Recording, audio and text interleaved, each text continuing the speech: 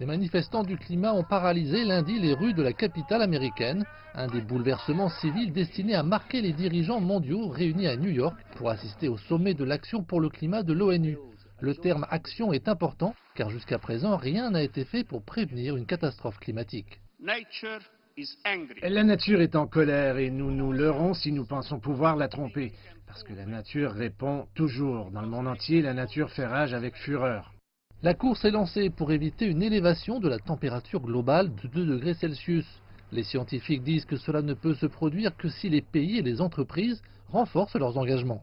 Il y a cependant des aspects positifs. La Chine, premier émetteur de carbone du monde, est sur le point de respecter ses engagements et pourrait bien les atteindre plus tôt que prévu. Le ministre chinois des Affaires étrangères a promis un monde en harmonie entre l'homme et la nature. Depuis 2000, la Chine a contribué à 1/4 des terres nouvellement boisées du monde. L'année dernière, la Chine a enregistré une augmentation de 1,25 million de véhicules à énergie nouvelle, plus nombreux que ceux de nombreux autres pays du monde. La Chine développe également activement un marché national d'échange des droits d'émission.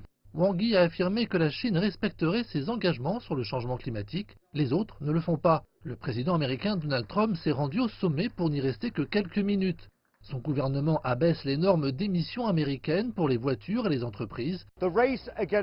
La course contre une catastrophe climatique ne profite pas à l'humanité. L'ONU appelle le monde à devenir neutre en carbone d'ici 2050. Avec les taux actuels, les pays échoueront et la planète pourrait se réchauffer de près de 4 degrés Celsius d'ici la fin du siècle. Si la nature est maintenant en colère, l'avenir sera pire.